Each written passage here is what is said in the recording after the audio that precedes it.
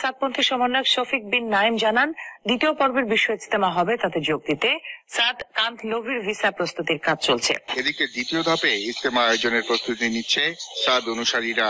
ইজতেমা যেটা ইনশাআল্লাহ আমাদের ইজতেমা ফেব্রুয়ারি 7, 8, 9 তারিখে হবে ইনশাআল্লাহ। সারা ওইভাবেই মেহনত হচ্ছে এবং সারা দুনিয়া থেকে মেহমানরাও আসবে।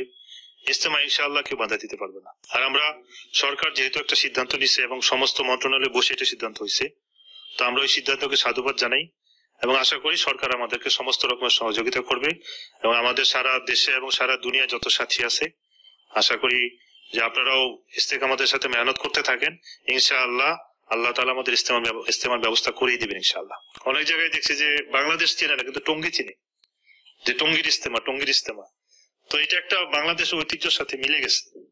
তো এই জন্য অনেকে চাইতেছে এই ইজতেমাটা বন্ধ হোক এবং এই বাংলাদেশের ঐতিহ্যটা নষ্ট হোক। এটা ইনশাআল্লাহ হযরত মাওলানা সাদ সাহেব সারা দুনিয়ার আমির, উনি ইনশাআল্লাহ আসবে, আমরা ইন্তজাম করবো আনার জন্য। আর উনি যদি ইনশাআল্লাহ এবার ইজতেমা আসে, আমরা আশা করি সারা দুনিয়া থেকে 1 লক্ষ বিদেশি ফরেন গেস্ট এখানে আসবে। ভিসার ব্যাপারে আলোচনা চলতেছে, আলোচনা চলমান। আর আমরা আশা করতেছি সরকার যদি সমস্ত মন্ত্রণালয়কে নিয়ে এবং দোনো পক্ষের মুরব্বীদেরকে নিয়ে বসে অতি শীঘ্রই সমস্ত জিনিস ওইখানে ফয়সালা হয়ে যাবে। তো একটা গোষ্ঠী চাইতেছে ইজতেমাটা বন্ধ হয়ে যাক এবং বাংলাদেশের এই ঐতিহ্য নষ্ট হয়ে যাক।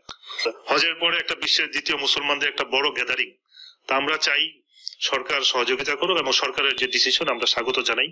তবলিগের এই কাজটাকে সরকার যদি নিয়ন্ত্রণ করতে চায়, আমি এটা বলবো যে সরকার নিরপেক্ষভাবে এটা নিয়ন্ত্রণ করুক, কোনো পক্ষপাতিত্ব না করে, এবং যারা তৃতীয় পক্ষ আছে ওনারাও দূরে থাকুক, তাইলে আমার মনে অনেক তাড়াতাড়ি এটা সমস্যার সমাধান হয়ে যাবে। আর আরেকটা হলো কাকরাইলের বিষয়ে অনেক সাথী এখনো ধোঁয়াশার মধ্যে আছে যে কাকরাইল মনে হয় ওনাদেরকে দিয়ে দিছে। না, কাকরাইল ওনাদেরকে দিয়ে দেওয়া হয় নাই।